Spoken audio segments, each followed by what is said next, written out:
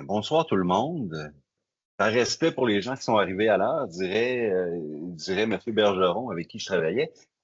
Merci beaucoup d'être présent à cette séance d'information et d'échange sur le plan d'action 2025-2030 en accessibilité universelle. Mon nom est Dave Pelletier. Je vous préviens, la séance est enregistrée et elle sera déposée là, sur notre site web, là, probablement à compter de demain ou après-demain. Autrement, on a un ordre du jour qui est assez chargé. Permettez-moi quand même de vous présenter nos intervenants d'abord. À l'écran, là, il me manque Madame Roy. Juste un instant, je veux Je rajouter tout suis le là. monde. Tant qu'à vous présenter, ben oui, je sais que vous êtes là. Voilà. Et voilà. Alors, à l'écran, vous avez donc Madame Sylvie Roy, qui est directrice de la section de l'intervention communautaire et de la division Vivre ensemble et cohésion sociale au service des loisirs, des sports et de la vie communautaire. Madame Roy, bonsoir. Bonsoir. Ensuite, vous avez Madame Ginette Bergevin, que vous connaissez déjà, un visage familier, conseillère responsable de l'accessibilité universelle, également à la section de l'intervention communautaire du même service des loisirs, des sports et de la vie communautaire. Madame Bergevin, bonsoir. Bonsoir. Et le dernier, non le moins, en fait, je vous présente également, mon Dieu, j'allais oublier, Isabelle Drouin, qui est conseillère en communication au même service que moi, service des relations citoyennes et des communications. Bonsoir. Bonsoir tout le monde. Isabelle va m'aider là aussi à répondre à vos questions. Je vais vous expliquer un peu plus tard là, de quelle manière on va procéder avec ça. Mais le dernier de nos intervenants, et non le moindre, Monsieur Claude Lavoie, qui est membre du comité exécutif responsable de l'accessibilité universelle et conseiller municipal du district de Saint-Rodrigue, que j'invite de ce pas à vous adresser un mot de bienvenue pendant que je vais trouver le petit micro fautif qui nous crée un petit retour de son. Alors, Monsieur Lavoie, bonsoir. Bonsoir Dave, merci beaucoup. Merci tout le monde d'être là ce soir. La semaine dernière, on a fait un peu la même séance de participation publique en direct, en personne. On a encore eu la semaine dernière énormément de recommandations, de propositions extrêmement intéressantes. Alors, on arrive ce soir, on doit le dire, avec une certaine fébrilité, une certaine satisfaction à une des dernières étapes de consultation pour vraiment finaliser le plan d'action 2025-2030. Alors, je vous rassure, il n'est pas final. La raison pour laquelle on vous parle ce soir, c'est pour vous entendre, vous écouter, prendre vos suggestions, vos recommandations. Elles sont bien notées. Comme je viens de le mentionner, la semaine dernière, on nous a fait de nouvelles propositions et elles sont toutes accueillies avec beaucoup d'écoute et d'enthousiasme et idéalement intégrées dans la mesure du possible. Mais je suis assez confiant. Je vous dirais que dans les 4 dernières années, on a fait tellement de rencontres et je vois des noms de participants qui sont des habitués de nos rencontres. Alors, c'est beaucoup, beaucoup, beaucoup à l'image de nos échanges, de nos préoccupations, de nos suggestions, de nos recommandations des 4 dernières années.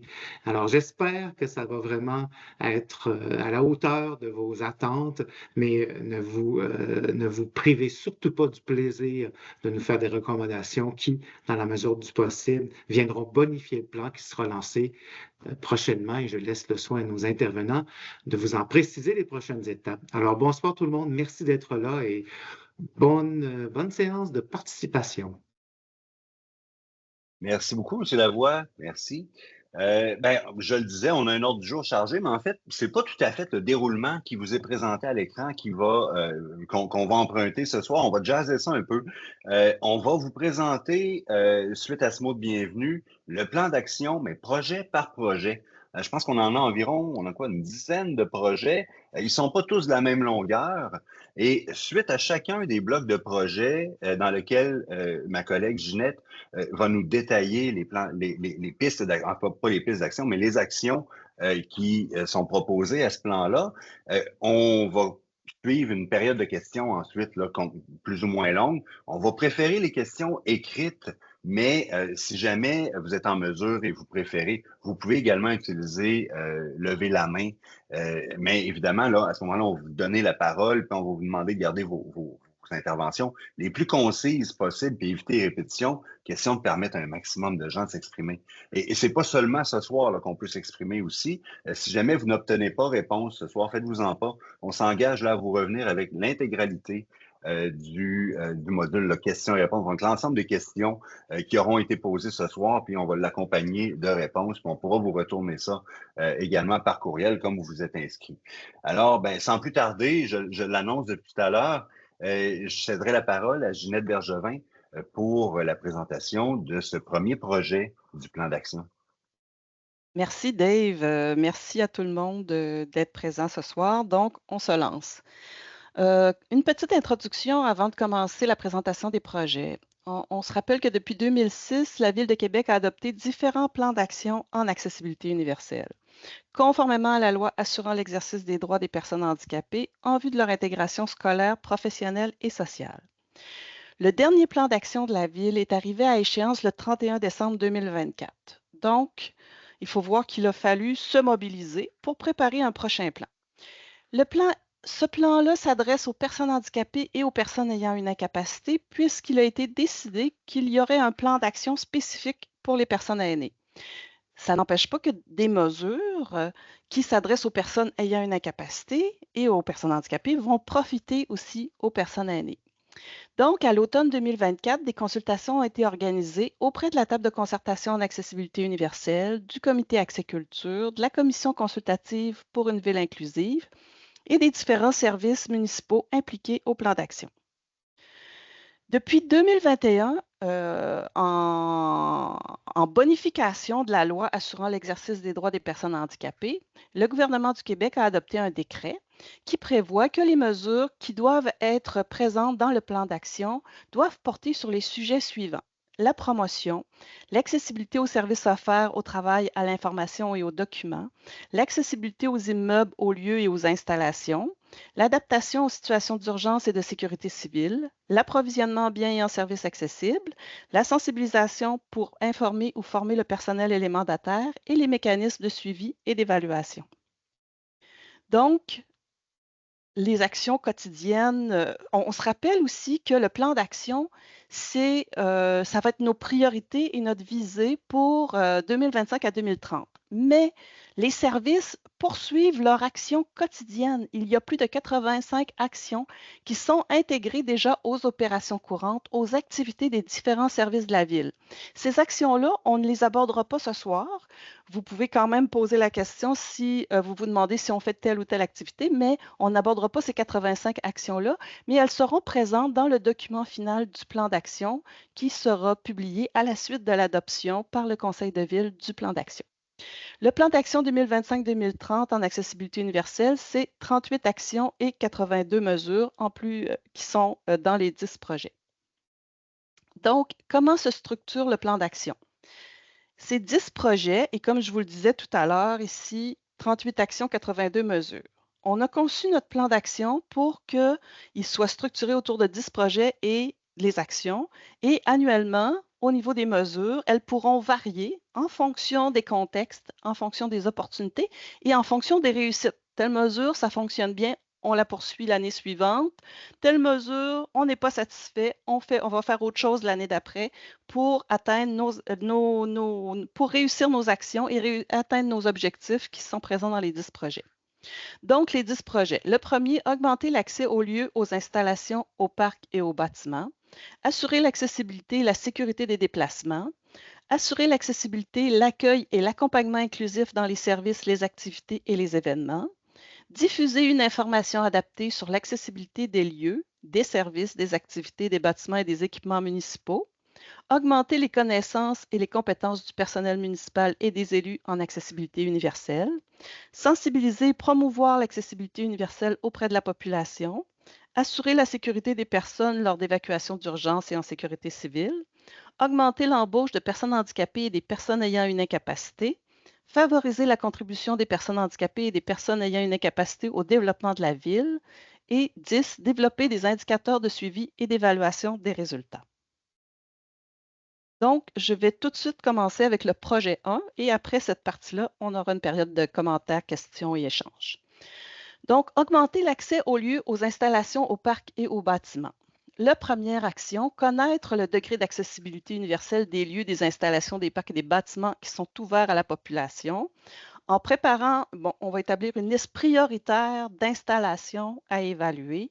On va inclure un plan d'évaluation des lieux, des installations et des bâtiments. On va intégrer l'évaluation des lieux et des installations dans nos prochains travaux majeurs à réaliser dans ces installations. Deuxièmement, on va travailler à assurer la pérennité des comités consultatifs. Les comités consultatifs, ce sont des comités créés par la table de concertation en accessibilité universelle et qui accompagnent nos projets de rénovation, de construction, d'aménagement, de déplacement dans le but d'en assurer l'accessibilité universelle, donc qui accompagnent les chargés de projet. Donc, on va réformer le fonctionnement des comités pour en assurer la pérennité et on va offrir de la formation aux participants. Ensuite, on va améliorer l'accessibilité des lieux touristiques. Destination Québec Cité va s'impliquer pour sensibiliser les partenaires dans le secteur du tourisme aux bonnes pratiques d'accessibilité universelle. En 1.4, augmenter l'accès au parc. On va développer des cheminements accessibles depuis la rue jusqu'aux différents équipements, augmenter la disponibilité du matériel adapté dans les parcs comme les toilettes, les toilettes adaptées, les tables de pique-nique, etc. Développer et améliorer des sentiers selon les principes de l'accessibilité universelle et faire la conception et la réalisation d'espaces de jeux pour enfants ayant des besoins particuliers entièrement accessibles. En 1.5 et 1.6, améliorer l'accessibilité aux petits commerces et établissements de proximité. On va poursuivre la sensibilisation des promoteurs en intégrant des critères d'accessibilité universelle dans le guide des promoteurs, sensibiliser les commerçants aux programmes de subvention permettant l'adaptation des commerces. On va tenter de mieux comprendre les enjeux vécus par les commerçants, puisque souvent, comme on a vu dans les années antérieures, ils se prévalent peu des programmes d'adaptation. Donc, on va essayer de mieux comprendre leurs enjeux dans le but de favoriser le développement et l'adaptation surtout des petits commerces là, au cours des prochaines années et intégrer l'accessibilité universelle dans la vision des rues commerciales piétonnes des prochains plans commerce. En 1.7, on veut évaluer nos projets sous l'angle de l'accessibilité universelle dans le but, donc on va réaliser des bilans des projets en identifiant les réussites, les défis dans le but d'améliorer les projets. Ensuite, on va améliorer l'accès aux installations et aux bâtiments municipaux. On a commencé un projet de mise à jour des fiches du guide pratique d'accessibilité universelle de la Ville de Québec qui va se poursuivre en 2025. On veut faire la promotion de ce guide et le publier sur le site Internet de la Ville. Et finalement, un ajout par rapport au document que vous avez en main là, qui était disponible sur le site Internet. Favoriser l'accès au logement pour les personnes handicapées et les personnes ayant des incapacités. On va promouvoir le guide pratique d'accessibilité universelle auprès des organismes de soutien au développement de logements sociaux et communautaires. On va faire du soutien au maintien à domicile par la réalisation de travaux d'adaptation dans les résidences privées et l'organisation d'une rencontre annuelle portant sur le thème de l'accessibilité universelle en habitation entre les représentants de la table de concertation et les partenaires en habitation sociale et communautaire. Voilà pour la première partie. Merci beaucoup, Ginette. Oui, tout va bien, oui. J'ai remis les intervenants à l'écran, question que vous puissiez les voir là, lors des réponses. Monsieur Bédard nous indique qu'il semble que vous ayez annulé un programme d'aide aux commerçants. Où en est, on en est où dans ça? Est-ce que nous avons Monsieur Lavoie? Je vous en prie. Michel, permettez-moi de l'appeler Michel, on se connaît bien, malheureusement, ce programme-là n'est pas annulé par la Ville de Québec. Hein. C'est un programme c'est un financement qui est remis en question par le gouvernement du Québec.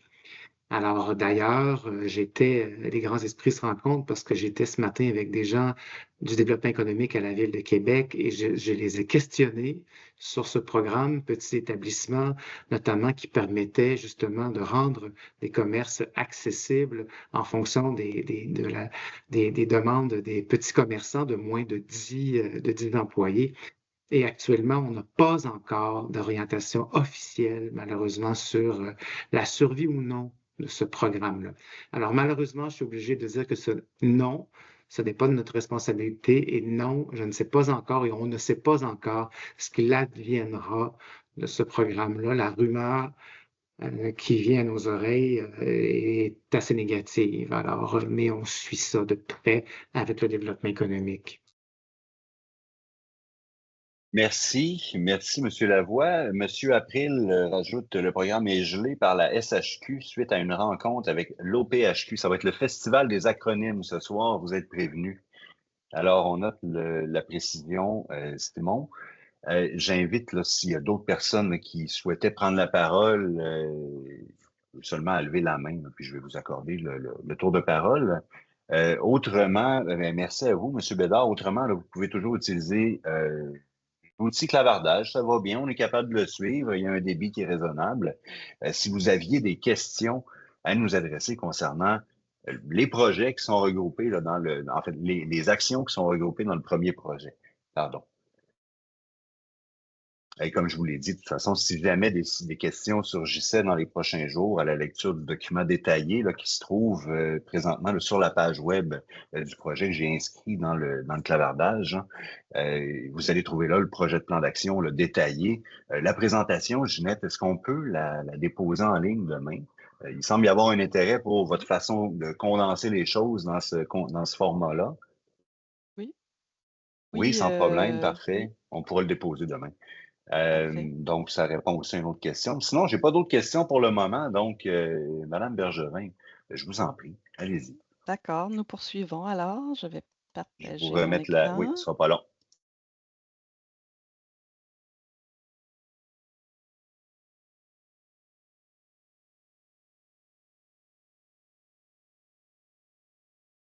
C'est bon? Alors, tout le monde le voit? Oui.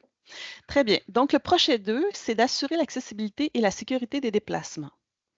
En 2.1, développer des solutions de cohabitation sécuritaire pour les personnes à mobilité réduite dans le cadre de l'implantation des voies cyclables. C'est un dossier qui est commencé déjà depuis un certain temps et qu'on entend poursuivre par l'identification des différentes problématiques et rechercher des solutions.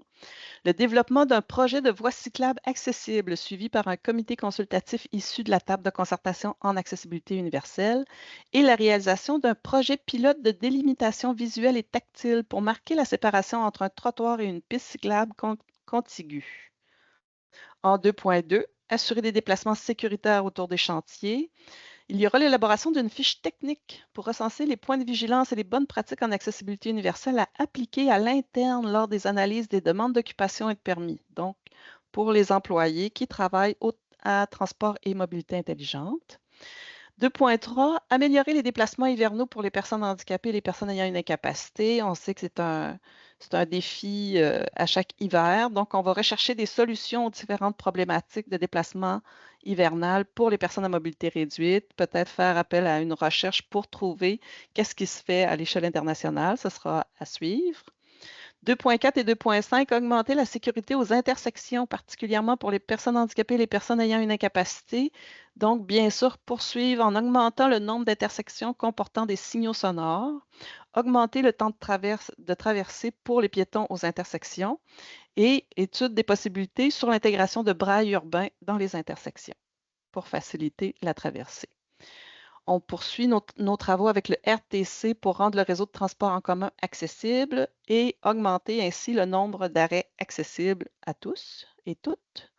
2.7, augmenter la présence de dalles podotactiles aux intersections par l'installation de dalles podotactiles aux intersections lors de la réfection et de la construction de trottoirs. Ensuite, améliorer l'accès au stationnement pour les personnes handicapées, ce qui est aussi un défi. Donc, l'élargissement de la période de gratuité à 3 heures quand la réglementation sera modifiée pour les détenteurs de vignettes pour personnes handicapées dans les aires de stationnement extérieur hors rue tarifées appartenant à la ville. On sait que la ville a déjà une politique élaborée d'accessibilité au niveau du stationnement et on rajoute un élément là, à cette réglementation-là déjà. Vérification des cases de stationnement municipaux. Donc, on va vérifier les cases pour savoir si elles sont de la bonne dimension puisqu'elles ont été créées à différents moments, différentes générations. Donc, on va s'assurer qu'elles sont toutes aux dernières dimensions là, qui sont meilleures pour les besoins des personnes à mobilité réduite. Voilà pour la partie 2. Merci beaucoup, Ginette. Alors, le même déroulement, là, je vous invite donc à saisir vos questions là, à l'écrit ou alors à lever la main si vous préférez nous les adresser de vive voix. On va prendre quelques questions. D'abord, Madame Lajoie se demandait, au final, comment on va valider si les moyens qui sont mis en place sont efficaces? Est-ce qu'il y aura recensement au sein de la population pour valider leur satisfaction, demande-t-elle? Oui, ben, premièrement, la mise en œuvre du plan d'action se fera en collaboration avec la table de concertation en accessibilité universelle, où siègent déjà 8 organismes communautaires dédiés à la défense des personnes handicapées et des personnes ayant des incapacités. Et il y a la table de concertation des aînés qui est présente aussi autour de la table. Donc, il y aura des suivis par la table là, de l'atteinte des actions, est-ce que les mesures fonctionnent, etc. Il y a des comités qui vont travailler là, sur la mise en œuvre de certaines actions. On pense par exemple aux voies cyclables. Donc, ça va être un moyen. Puis, au niveau de la mesure de la satisfaction, mais Madame Lajoie, restez avec nous jusqu'à la fin de la rencontre. Vous allez voir qu'on a des actions de prévues. Madame Chassé, j'ai vu passer la question de Madame Chassé qui dit il y a des indicateurs. Effectivement, je ne vous présente pas les indicateurs, mais il y a pour chaque action des indicateurs de résultats. Et annuellement, la Ville publie un bilan annuel des résultats du plan parce qu'on doit déposer à l'Office des personnes handicapées du Québec, l'OPHQ dont on parlait tout à l'heure, un bilan annuel de l'atteinte des résultats, donc qui va être disponible sur le site Internet, comme ceux des années antérieures sont déjà disponibles actuellement sur le site Internet. Merci beaucoup. Puis multitâche en plus, hein, c'est un one-woman show. Ginette apprend les questions en plus qui rentrent par écrit. Une autre question de M. Ben non, voyons, ben non, je te taquine, je te taquine. Je trouvais que la question de Mme Chassé complétait l'information pour Mme ben oui, Lajoie. tout à fait. Merci. Donc, les indicateurs sont précisés. Oui, on l'a laissé entendre. Pour le déneigement, qu'est-ce qui explique une certaine dégradation, demande M. Bédard. J'habite au même endroit depuis 20 ans et quand je suis arrivé, en 24-36 heures, c'était déneigé. Maintenant, c'est beaucoup plus long. Monsieur Lavoie, vous semblez empressé. Merci Dave. Michel, je sais que, je vais dire tu es Michel, je sais que c'est un sujet que tu n'es pas le seul, tu n'es pas le seul à te préoccuper de ce sujet-là, le déneigement à Québec. Mais vous savez, on a lancé dans les dernières semaines une nouvelle politique, une nouvelle mouture, je dirais. Ce n'est plus une politique maintenant hivernale ou de viabilité hivernale, mais vraiment une politique qui cible spécifiquement le déneigement avec des mesures que je pourrais qualifier d'assez agressives pour vraiment accroître, augmenter la qualité du déneigement à Québec avec des nouvelles normes de déneigement des routes, des trottoirs, des pistes cyclables, etc. Mais je pense que ce qui est important de retenir, c'est une des mesures que Ginette a précisé, c'est qu'on va avoir vraiment un comité de travail qui se penchera. On va aller voir les meilleures pratiques dans le monde. Hein. C'est vraiment une de nos intentions d'aller voir les meilleures pratiques dans le monde. Et on va assurément faire un suivi très, très, très, très serré. Tout à l'heure, on parlait je pense que c'est dans une des mesures, des projets qui vont venir plus tard, comment on va consulter les gens ou comment on va suivre ces mesures-là. Mais on va être vraiment très proche des gens, très proche des usagers pour être en mesure de vraiment en suivre l'évolution, puis d'avoir vraiment de pouvoir faire une différence concrète, là. Et ces mesures-là, et je suis sûr que Ginette le mentionnera, mais je brûle un peu un scoop, mais elles sont aussi modulables dans le temps. Hein, on pourra les bonifier, on pourra les retirer si on trouve c'est déjà atteint, si on trouve qu'elles sont plus pertinentes, on les retire. Donc, on s'oriente vers un plan d'action d'accessibilité universelle personnes handicapées qui ne sera pas aussi figé dans le temps que les précédents. Il va être modulable en fonction des besoins des groupes, en fonction des intérêts des gens, en fonction des résultats atteints. Mais soyez assurés que le déneigement fait vraiment partie de nos préoccupations, puis on va vraiment, vraiment essayer de suivre ça de très, très près. Merci, M. Lavoie. Ginette, est-ce que vous souhaitiez compléter? Ben, Ginette ou Sylvie, en fait, je ne veux brimer personne. Non, ça va. C'était très Ça va. Est-ce que nous complet, avions... M. Lavoie. Oui, parfait. Est-ce que nous avions d'autres questions concernant le projet 2? Allez-y à l'écrit ou levez la main, exprimez-vous. Non, ça va? Ben écoute, Ginette, je vais te te laisse aller pour le 3e projet. Je vais l'afficher à l'écran, ce sera pas bien long. Voilà. Très bien. Alors, on poursuit avec le projet 3, assurer l'accessibilité, l'accueil et l'accompagnement inclusif dans les services, les activités et les événements. En 3.1, favoriser la participation aux activités de loisirs et de sport permettant de vivre des expériences. Donc, création d'un répertoire du matériel de sport et de loisirs adapté pour que ce soit facile de savoir où est-ce qu'on peut avoir accès à ce matériel.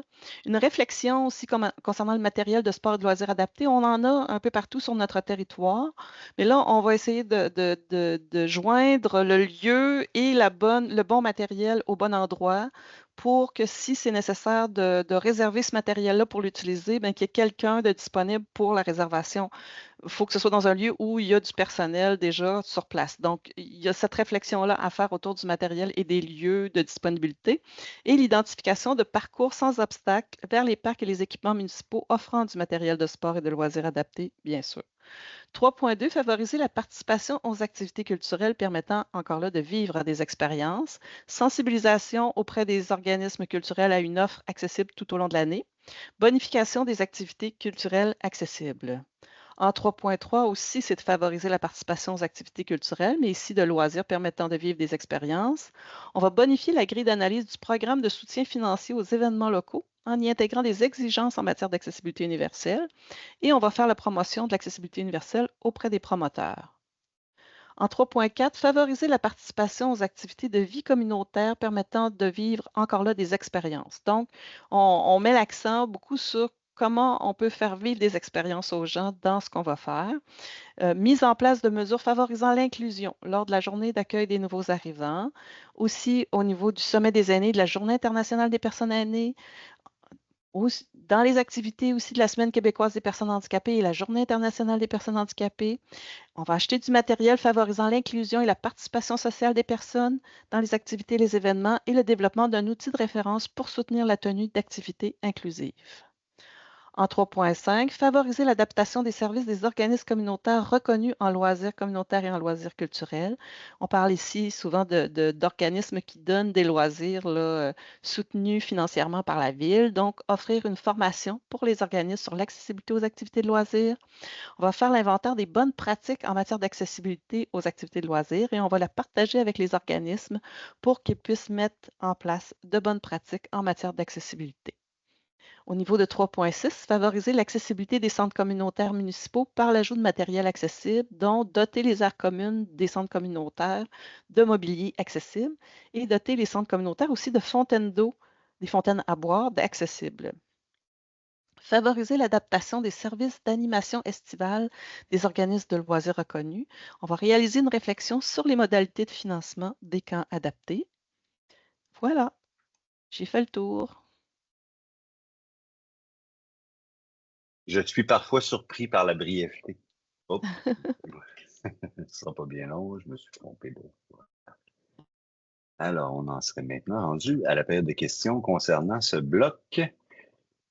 Je vais juste activer mes 2 autres panélistes, permettez-moi. Alors, on saluait, M. Bédard saluait l'activité du vivre ensemble là, qui s'est déroulée la semaine dernière. J'ai dit merci parce qu'en fait, c'était l'équipe de la ville là, qui avait planifié cette activité et effectivement, 3 toilettes chimiques avaient été installées sur la place de l'Université du Québec. Alors, on salue cette initiative. M. Bédard, en fait, salue cette initiative. Et Mme Lajoie, du Centre de parrainage civique de Québec, nous indique que pour la création du répertoire de matériel adapté, il en existe déjà un qui est fait par l'ARL PH03, qui est mis à jour 2 fois par année pour notre information. Ben, merci beaucoup, Mme Lajoie. Et M. Lavoie qui indique ensuite là, que nous avons une très belle relation avec eux et ils seront impliqués. Alors, merci pour cette précision. M. Lavoie, vous souhaitiez bonifier? Effectivement, je pense que j'étais avec Jacques samedi dernier à un événement qui s'appelle un talent pas si différent. C'était très dans le au terminal de croisière, c'était extrêmement intéressant comme événement, plein de gens des gens qui font de l'aphasie, etc., et qui performaient sur scène. Alors, c'était vraiment, vraiment le fun. Des gens du Carrefour familial personnes handicapées. Katia est avec nous. Alors, vendredi dernier, tout le monde à l'écran, Sylvie, Ginette, Dave étaient à l'événement dont Michel Bédard parle. Et effectivement, je pense que ça coûte pas plus cher ou très peu pas plus cher. Ça n'existe pas comme phrase, mais ça coûte pas si, beaucoup, pas si tant, en tout cas, j'ai pas la phrase. Ça coûte pas si plus cher. Bref, Ouais. c'est pas si plus cher d'avoir des toilettes adaptées, entièrement accessibles. Alors, dans la mesure du possible, je pense que la Ville de Québec, on est tous assez sensibles au fait qu'on veut être exemplaire, au moins dans les événements sur lesquels on a du contrôle. Et sur cet événement-là, on avait le plein contrôle. Alors, on veut faire un peu figure d'exemple. Et c'est un départ, c'est un début. Et je pense qu'on va vraiment consolider tout ça là, dans l'année. On a tous ce souci-là d'y parvenir. Alors, merci pour les commentaires, Michel, et espérons que ça se multipliera même pour les événements privés. Il y a des bonnes chances, en fait. Merci pour les précisions, M. Lavoie. Il y a des bonnes chances, selon ce que Simon April nous indique là, concernant le bureau des grands événements là, qui accompagne la plupart des grands événements. C'est le bureau de la Ville là, qui accompagne la plupart des grands événements. Kéroul a fait la formation des gestionnaires et fera celle des employés dans quelques semaines. Donc, vous voyez, l'engagement est très concret. Donc, de quelle façon, nous demande Mme Chassé, de quelle façon ferez-vous la promotion de l'accessibilité universelle auprès des promoteurs? Et Simon lui a presque répondu, en fait, par la même démarche. C'est toujours par le même bureau des grands événements. Là, lorsqu'on parle évidemment des promoteurs événementiels, nous avons travaillé aussi, indique Simon, avec Kéroul, donc je présume, à ce que le BGE puisse inclure dans des critères d'accessibilité, puisse inclure des critères d'accessibilité conditionnels aux subventions. Et je confirme, là, M. Lavoie, je pense que vous êtes aussi au parfum de ces accompagnements-là. Est-ce que nous avions... Madame Bergevin, excusez-moi, je ne veux pas vous bouder, vous prenez la parole, vous avez tous les droits. Non, il n'y a pas de problème. Je voulais juste rajouter que l'équipe d'animation urbaine aussi au service des loisirs organise énormément d'événements tout l'été parce qu'il y a différents organismes communautaires. On a tous nos grands événements dont s'occupe le bureau des grands événements, mais il y a tous les petits événements qui sont organisés par toute une série d'organismes communautaires. Donc, l'équipe d'animation urbaine qui s'occupe des petits événements, qui font du soutien financier, mais aussi du soutien organisationnel. Eux vont justement former les organismes, vont transmettre des bonnes pratiques là, pour l'organisation des événements. C'est ce qu'ils souhaitent faire là, dans les prochaines années. Donc, intégrer plus d'accessibilité universelle là, pour que les promoteurs de petits événements aussi soient capables d'en faire accessibles. C'est un défi. Les moyens financiers sont moins présents, mais on va essayer de les accompagner là-dedans pour que ce soit plus accessible. Merci des précisions, Mme Bergevin. Est-ce que nous avions d'autres questions concernant le projet 3? Madame Chassé vous remercie pour les éléments de réponse. Alors, si nous n'avons pas d'autres questions, puis je le répète encore, hein, si jamais d'autres questions survenaient dans les prochains jours, on déposera tout le matériel. En fait, il y a déjà le projet de plan d'action qui est sur la page web et vous pouvez trouver mes coordonnées également sur cette page-là et me contacter, puis ça nous fera plaisir là, de vous en transmettre une copie suivant le format requis. Monsieur Bédard félicite aussi pour les genres de drapeaux qui sont présents au parc Roland-Baudin. Ça indique bien l'accessibilité, souligne-t-il. Merci de ce commentaire, M. Bédard. Si vous le permettez, mais donc on pourrait enchaîner. On a 4 petits blocs qui s'en viennent, là, des petits blocs rapides. C'est presque une compétition. Alors, Madame Bergevin, je vais remettre la présentation pour qu'on puisse poursuivre. Oui. Hop, si je la trouve. Est-ce que votre écran est toujours partagé, Mme Bergevin? Oui, je le partage. Ah oui, voilà. Merci beaucoup. Excellent. Donc, le projet 4. Diffuser une information adaptée sur l'accessibilité des lieux, des services, des activités, des bâtiments et des équipements municipaux. Donc, attendez, ça marche-tu? Oui, ça fonctionne. OK. 4.1. Diffuser l'information sur l'accessibilité universelle des lieux, des services, des activités, des bâtiments et des équipements municipaux. Donc, diffusion de renseignements dans ce domaine, premièrement avec la nouvelle plateforme Québec Animé. Vous savez que déjà, on diffuse de l'information sur 10 lieux d'animation estivale sur le niveau d'accessibilité. Ensuite, on va diffuser des renseignements sur les services, les activités et les infrastructures du réseau des bibliothèques de Québec, sur les lieux et les bâtiments dédiés à la culture, aux loisirs, au sport et à la vie communautaire. Plus tôt dans le projet 1, vous avez vu qu'on va évaluer des bâtiments prioritaires et on va ici les diffuser, les descriptions sur le site Internet de la Ville. Sur le matériel adapté aussi disponible, on vous a dit on va répertorier ce qu'on possède, on va le rendre disponible l'information sur le site Web. 4.2, adapter des publications et des diverses communications dans un langage et un format accessible. On va évaluer l'accessibilité des documents papier et numérique de la Ville en collaboration avec la table de concertation en accessibilité universelle. On pourrait modification des pratiques et ajustement des prochaines publications.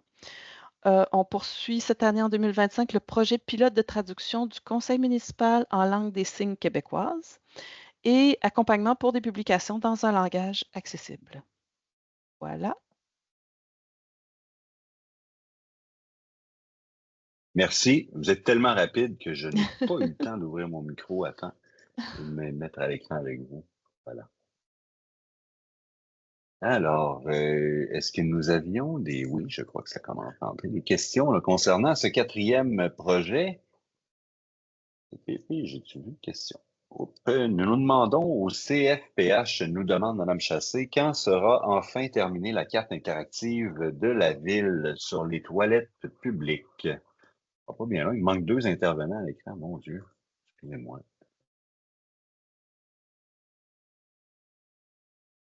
C'est une excellente question auquel je ne peux pas répondre. Donc, je crois que Mme Chassé, je vous ferai un suivi à ce sujet-là. Alors, une question qu'on garde au frigo, mais merci. On appelle ça une bonne question, Mme Chassé.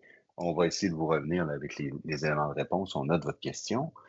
Est-ce que nous avions d'autres questions concernant les actions ou le projet 4 ou le projet en lui-même? Et Mme Chassé dit qu'elle fait le message à Julie. Je présume que vous vous connaissez. Hein? C'est ça, moi j'arrive dans une famille qui est bien tissée, puis je commence à voir les liens, là, mais des fois il m'en manque. Alors merci pour cette question. Est-ce que nous avions d'autres questions concernant ce bloc, ce projet? Ça va? On va pouvoir reprendre la présentation, Mme Bergevin. Hop, attendez, M. Bédard demande si les toilettes publiques sont accessibles 24/7. Je peux peut-être tenter une réponse.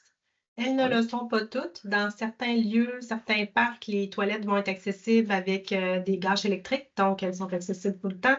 Dans certains cas, ça dépend de l'ouverture des pavillons de service, des centres communautaires. Et dans certains lieux, elles le sont en soirée, tout ça, avec agent de sécurité. Donc, c'est très variable selon le cas.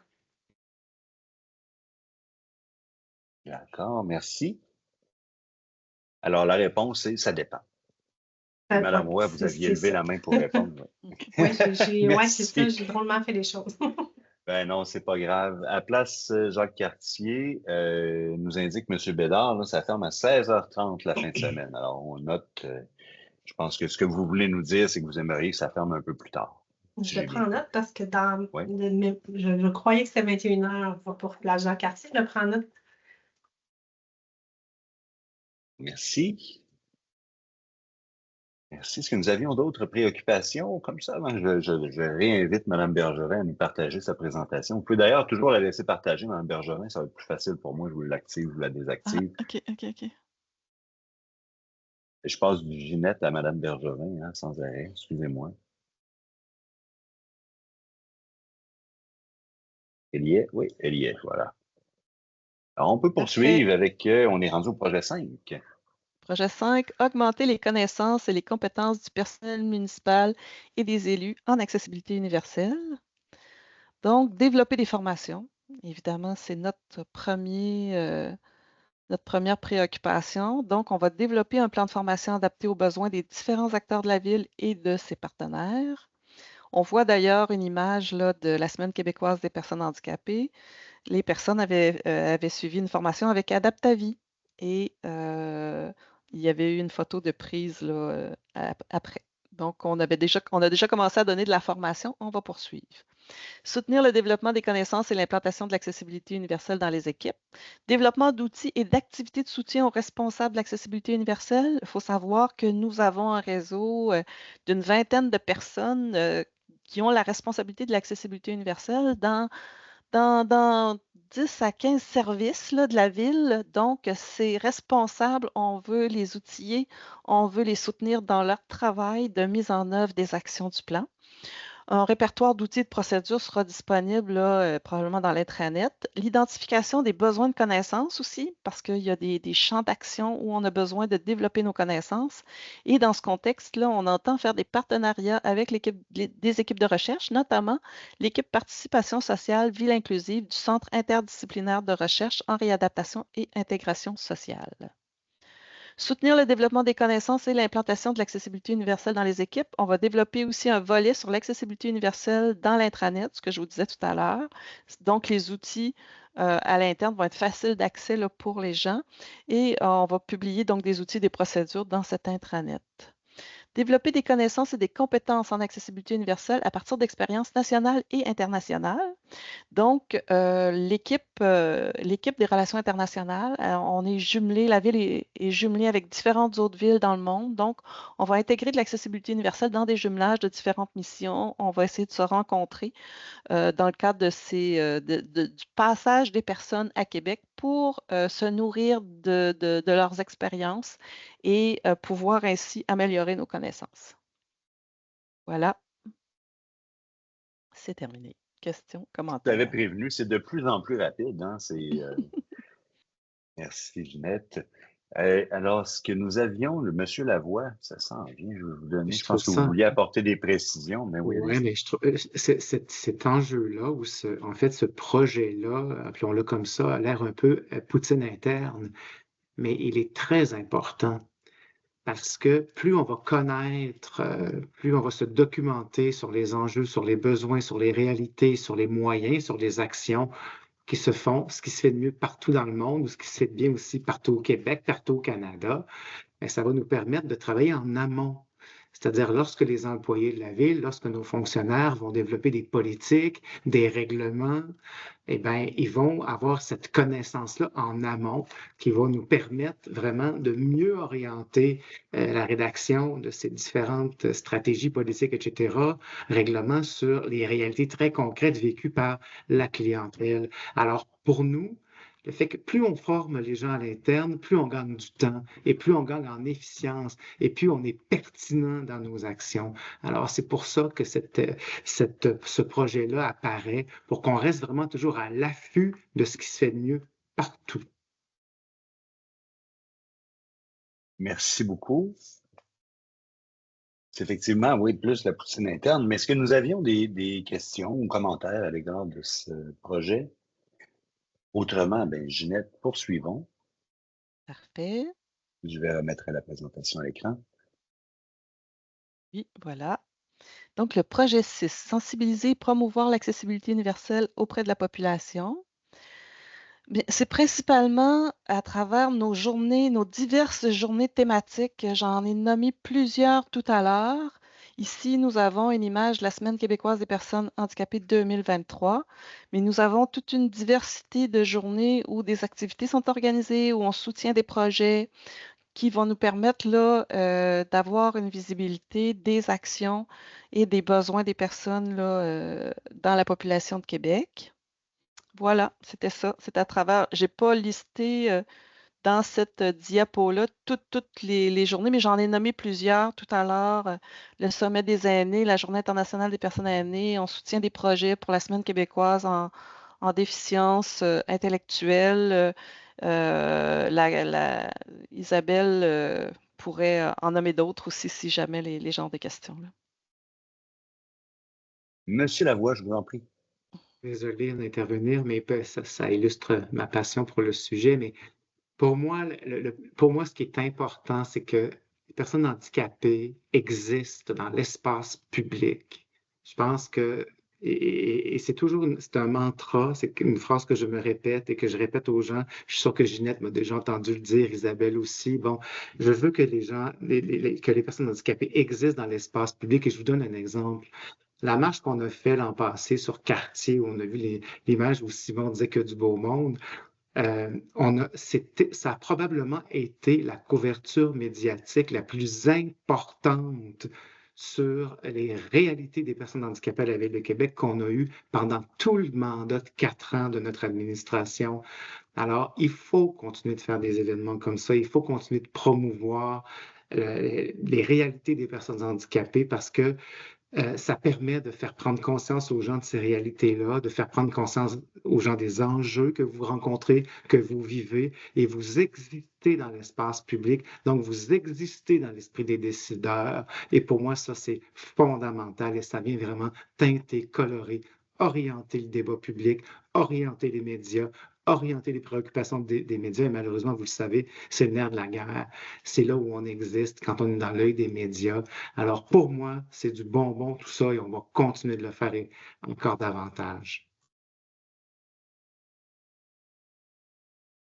Merci beaucoup. Ben, écoutez, j'allais le dire, mais je pense que Mme Lajoie trouve de meilleurs mots que moi, M. Lavoie. Très inspirant et rassurant votre discours. Merci. Simon April qui nous rappelle également que dès lundi, c'est la Semaine canadienne de l'accessibilité universelle. Madame Chassé qui nous indique également que le mois de la fierté du handicap est en juillet. Ça pourrait être souligné par la Ville, c'est apporté de façon plus positive. Excellente remarque, merci. Est-ce que nous avions d'autres questions, commentaires pour nos intervenants concernant le projet dont il est question? Autrement, Madame Bergevin, vous connaissez la formule. On reprend avec un autre petit blitz pour le projet suivant, le projet 7. Donc, le projet 7, assurer la sécurité des personnes lors d'évacuations d'urgence et en sécurité civile. En 7.1, rendre accessible l'information aux personnes handicapées et aux personnes ayant des incapacités lors d'événements de sécurité civile. Comme on l'expliquait là, le 13 mai, on a déjà beaucoup de choses de fait, mais on en fait encore plus pour s'assurer de la sécurité des personnes. Donc, le Bureau de la sécurité civile va faire des points de presse en situation d'exception, traduits en langue des signes québécoise. Et il y aura préparation de guides adaptés aux besoins des différentes personnes, là, y compris en langue des signes québécoise.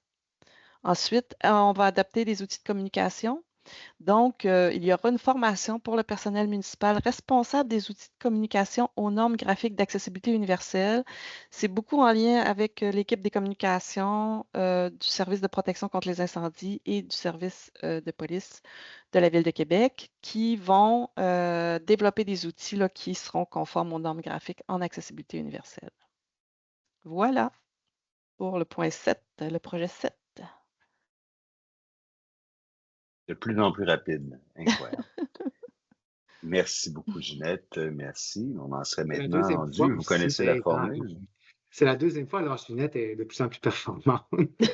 Ça n'arrête pas. Puis Oui. c'est ça, puis ça s'abrège hein, d'une fois à l'autre. Puis là, j'ai même pas le temps de fermer les caméras. Puis oups, là, il faut les rouvrir. Puis bon, excusez, j'ai oublié Mme Marois dans l'exercice. Cathy aussi était là la semaine dernière, alors elle a déjà vu la présentation.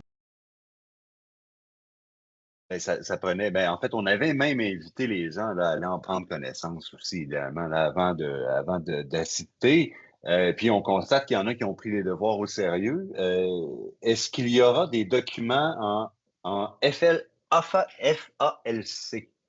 Je vous avais dit que c'était le festival d'acronymes, ça se poursuit avec Simon en tête. Facile à lire et à comprendre. Merci pour les précisions. Oui. Puis tu peux rire de moi, tu as le droit, toi. Alors, est-ce qu'il y aura des documents, Ginette, en facile à lire et à comprendre? C'est notre défi, c'est notre préoccupation. Là. Je vois Isabelle qui sourit parce que on a mis dans le volet de diffusion de s'assurer que notre langage sera accessible et ça sera la préoccupation aussi de l'équipe des communications, là, comme on disait, protection contre les incendies et les services de police, d'améliorer donc leur communication pour qu'ils soient plus accessibles. Donc, c'est un défi. Alors, Simon appuie la démarche avec un gigantesque pouce jaune. Merci, Simon. Est-ce que nous avions d'autres questions, commentaires concernant le projet 7 et ses actions? Je peux quand même vous donner 4 secondes là, pour permettre à Ginette de reprendre son souffle avant son prochain sprint pour le projet 8. On t'écoute, Ginette. Parfait. Donc, on continue. Augmenter l'embauche des personnes handicapées et des personnes ayant une incapacité. Promouvoir l'embauche des personnes handicapées et des personnes ayant une incapacité. Le service des ressources humaines de la Ville présentera les pratiques existantes et les objectifs d'embauche pour faciliter l'accès à l'emploi à la Ville de Québec. Il y aura une présentation là, à la table de concertation en accessibilité universelle. Ils vont aussi mettre en place une campagne d'auto-identification des personnes handicapées pour les employés dans le but de réaliser un portrait. Évidemment, ça demeure toujours une démarche volontaire pour les personnes de s'identifier ou pas, mais ça permettrait là, de réaliser un portrait.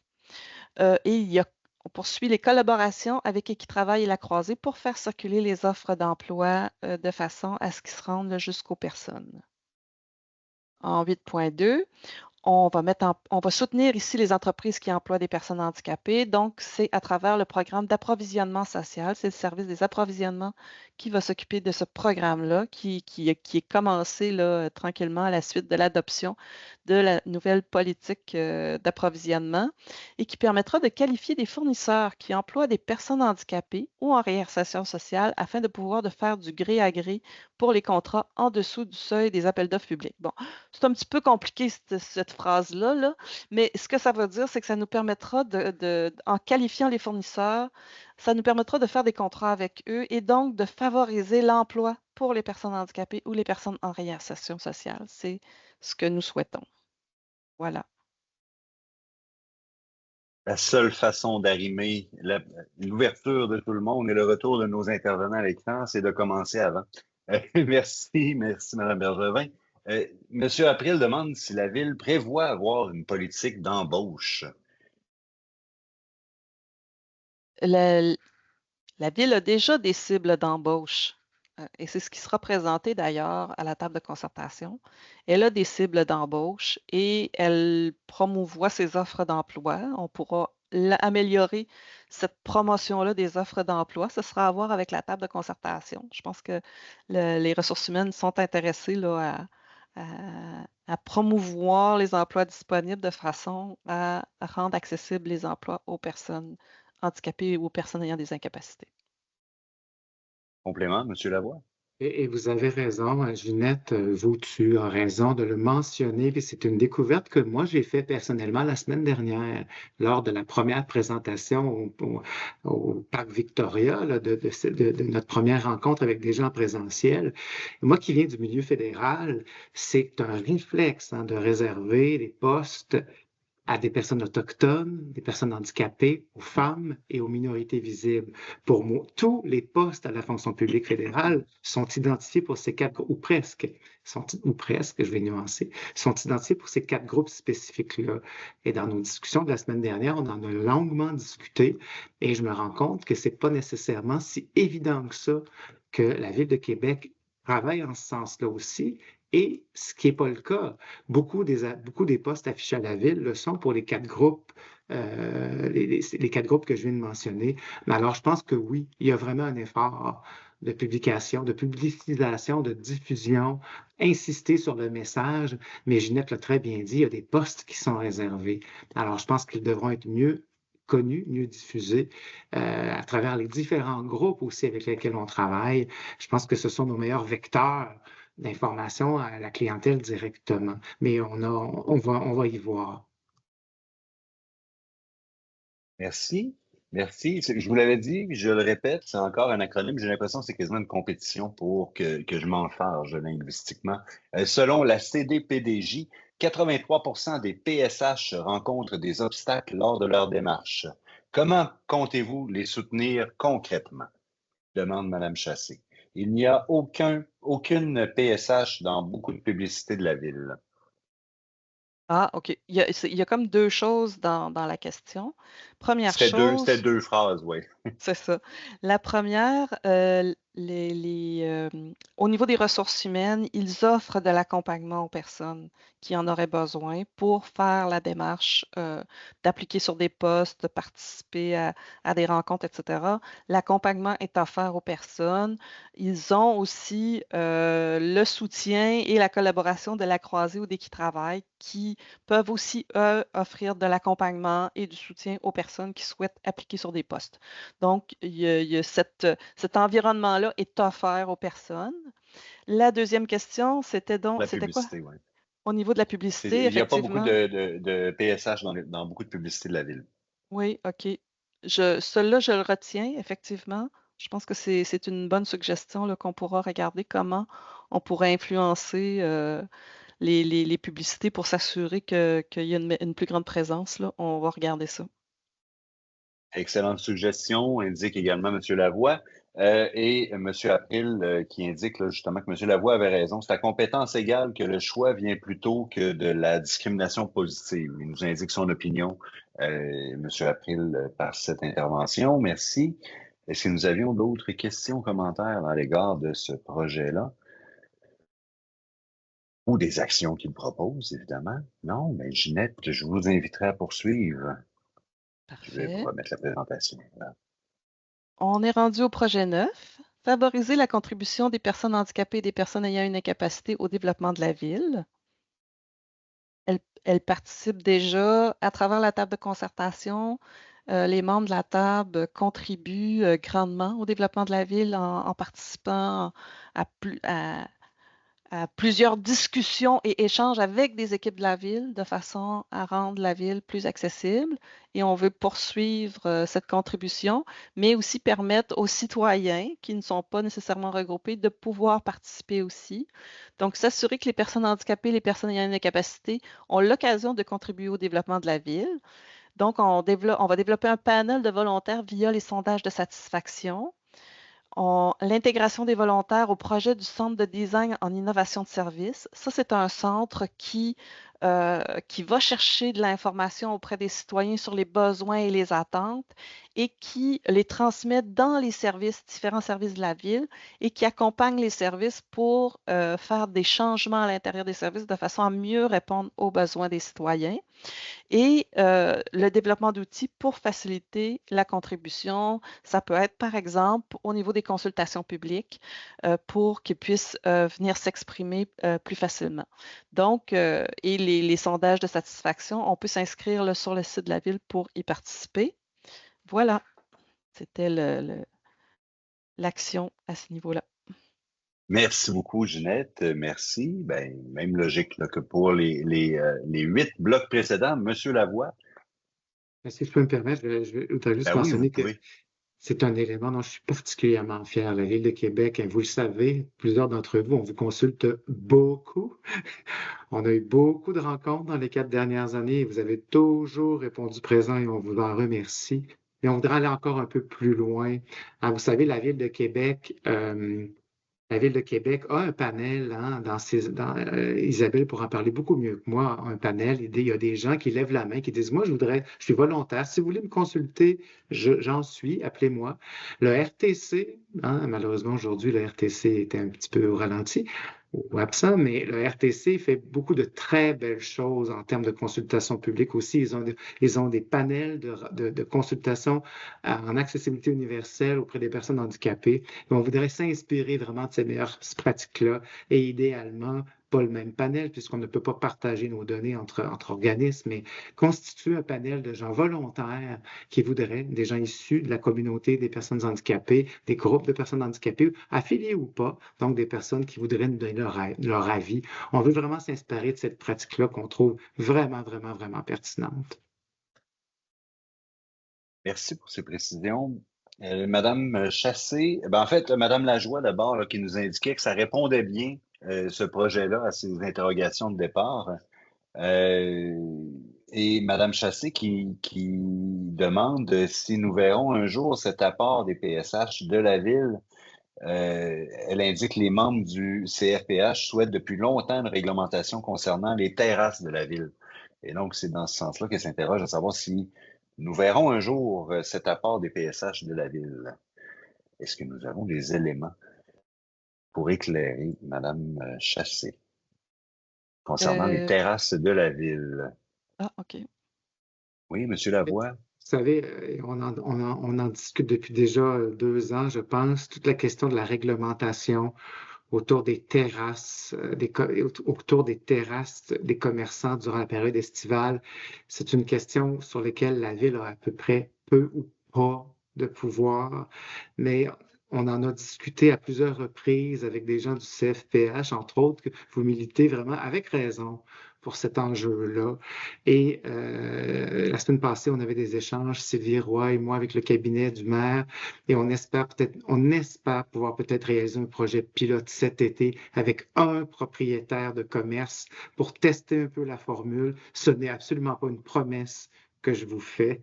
Loin de moi l'idée de vous faire de fausses promesses, mais on essaie vraiment très, très fort en ce moment d'essayer de convaincre au moins un commerçant d'instaurer ou de travailler sur des normes d'accessibilité pour les terrasses. Puis vous savez, après, ben, le diable est dans les détails. C'est le code du bâtiment, etc., qui s'applique. C'est très, très, très compliqué.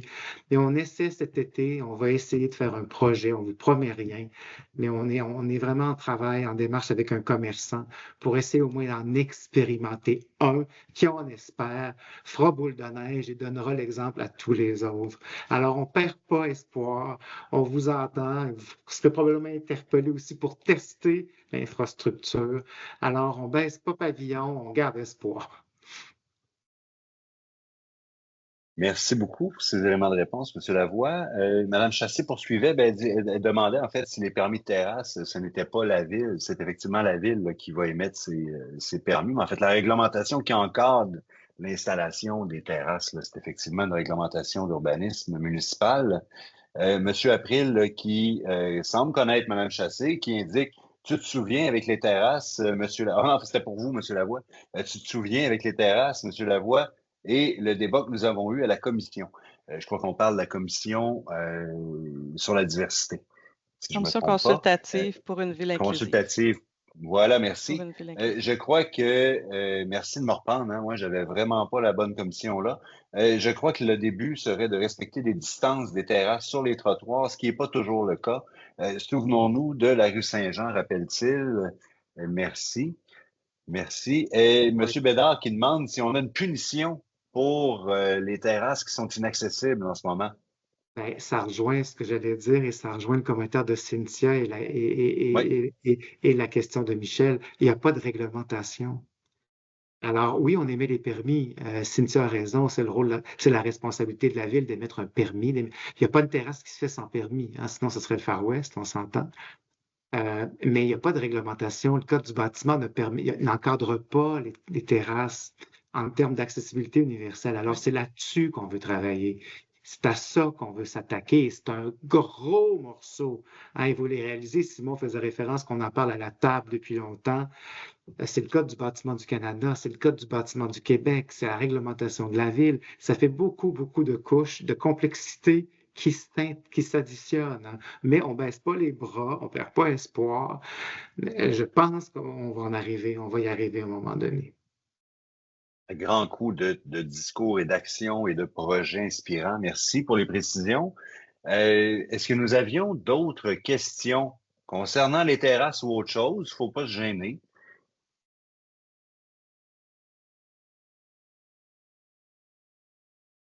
Ça semble être correct. Donc, Madame Bergevin, vous connaissez le fonctionnement. On pourrait reprendre. C'est le dernier bloc.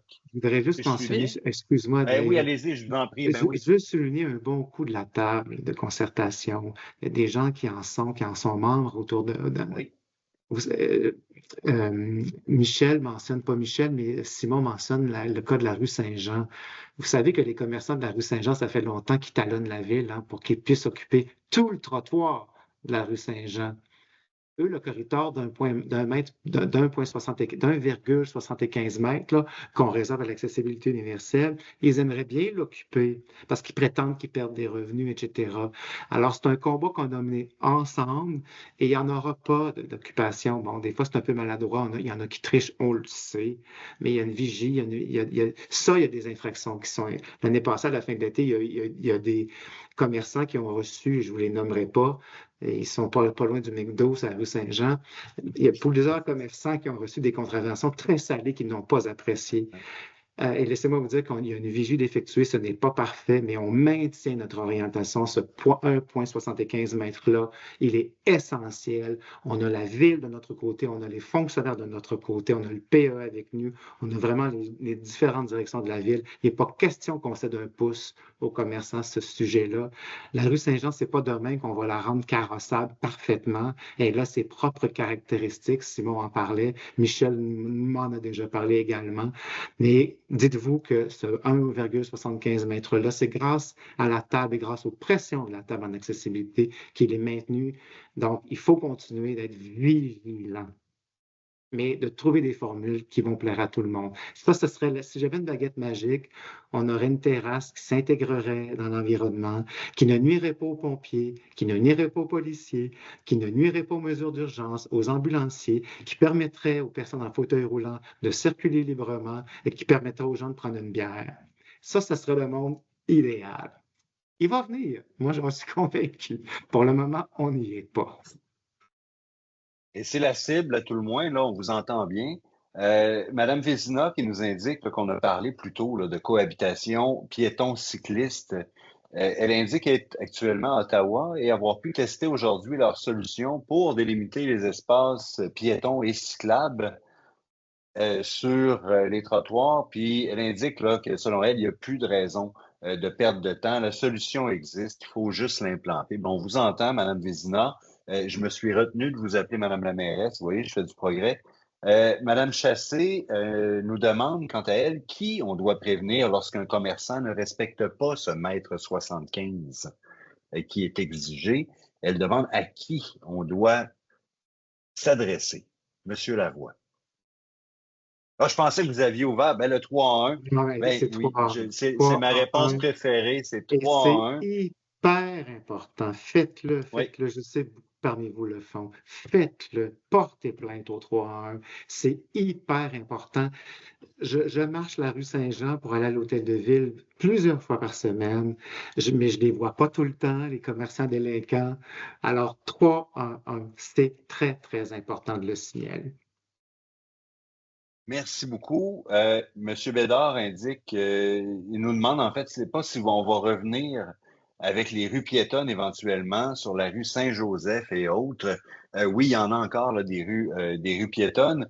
Et il indique qu'il faudrait s'assurer que les commerces restent accessibles, malgré donc la piétonnisation de ces artères-là. Alors, on vous entend bien, monsieur.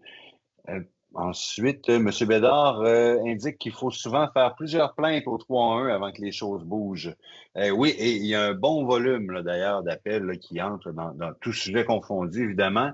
Et soyez assurés qu'ils sont tous importants et que plus vous serez nombreux, évidemment, à nous signaler, c'est pas un concours de popularité de la dénonciation, mais si vous êtes nombreux, évidemment, à nous rapporter une problématique que vous rencontrez sur le territoire, quelle que soit-elle, là on parle d'accessibilité, mais ça peut être autre chose, lorsque ça concerne la ville, le 3-1.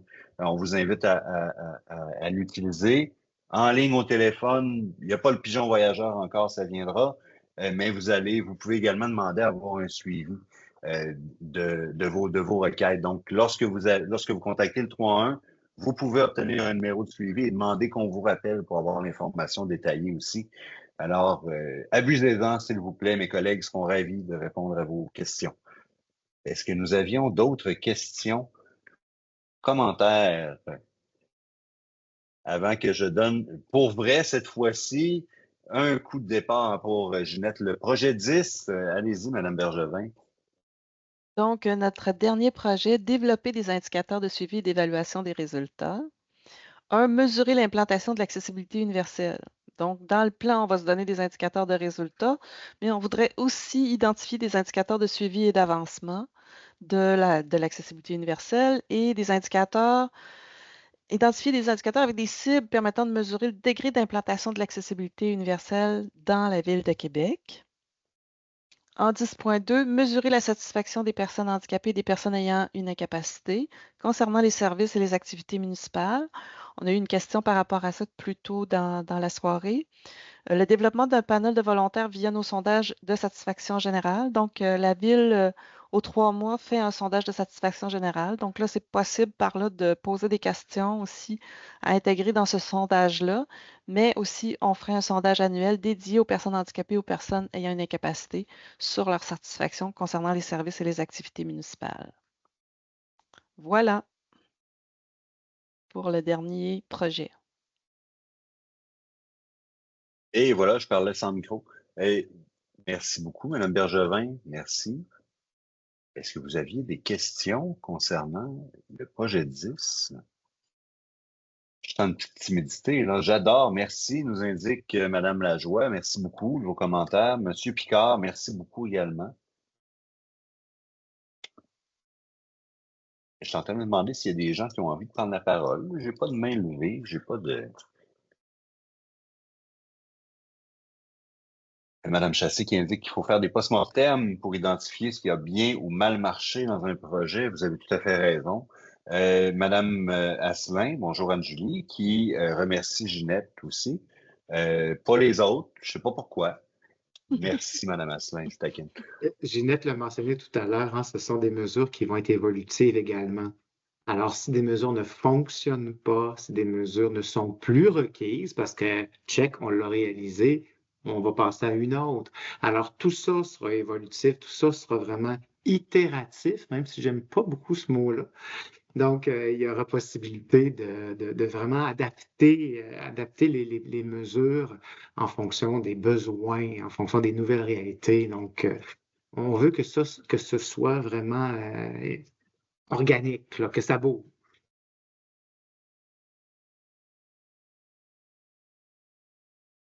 Merci beaucoup.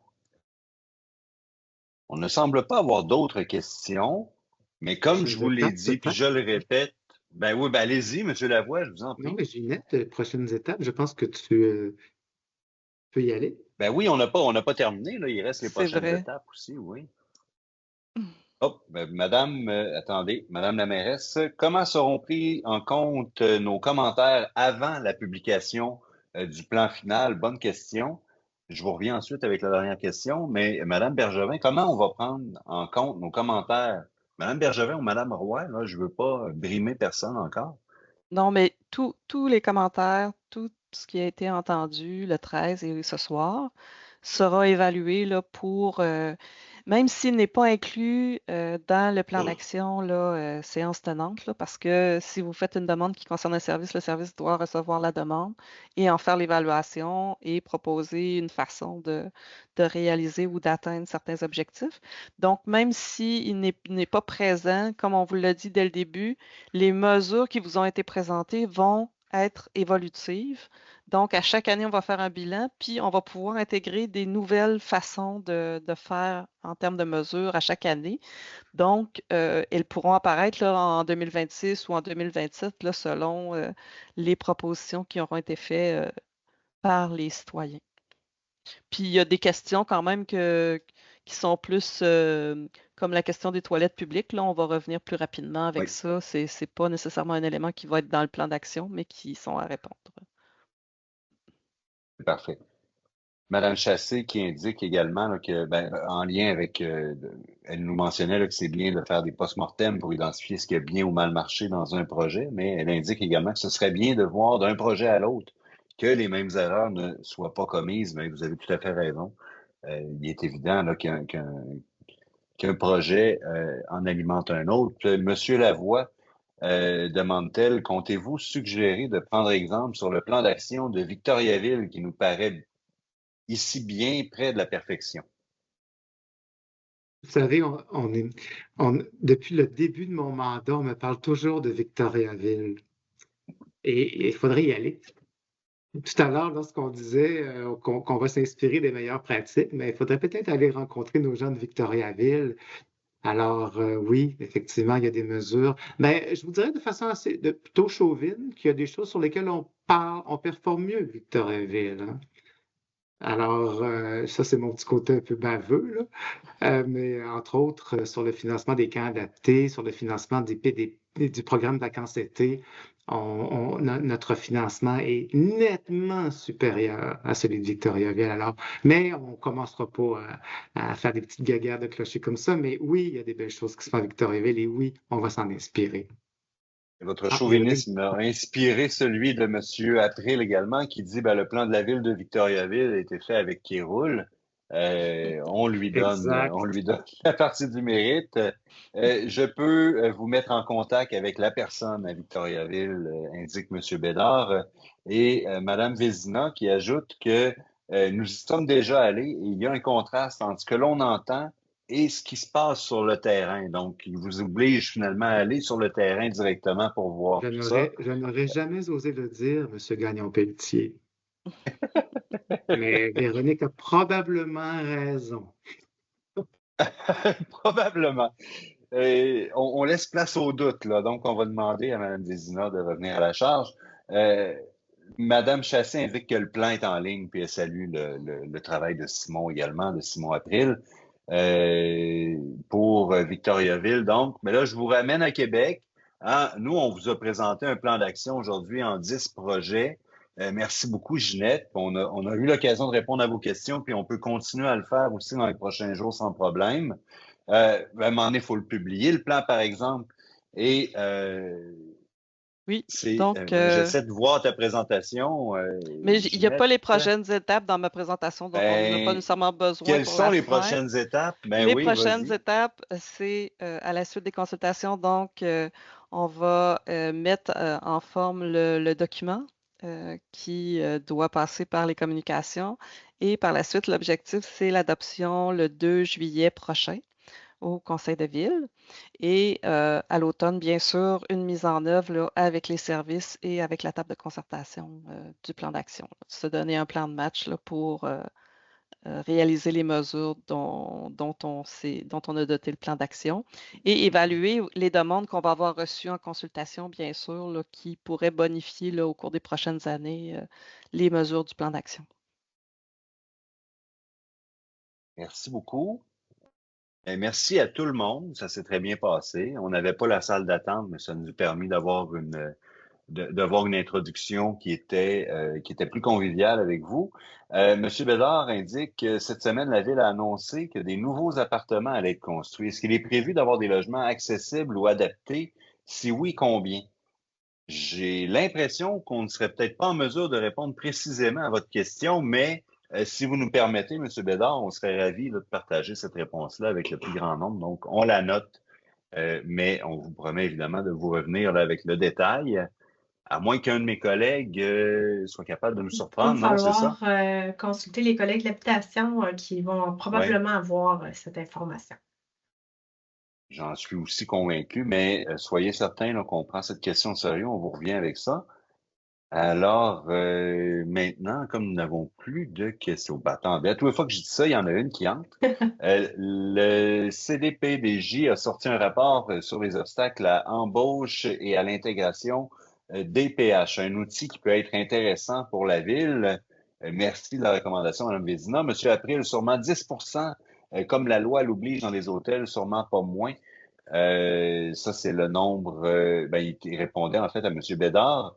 Et M. Bernier, au 2.1, il demande sur le projet concernant la démarcation entre les pistes cyclables et les espaces piétons. Considérant que le projet est sur 5 ans, dans les indicateurs, on devrait rajouter le nombre de kilomètres. C'était pas une question, en fait, je pense que c'est une proposition.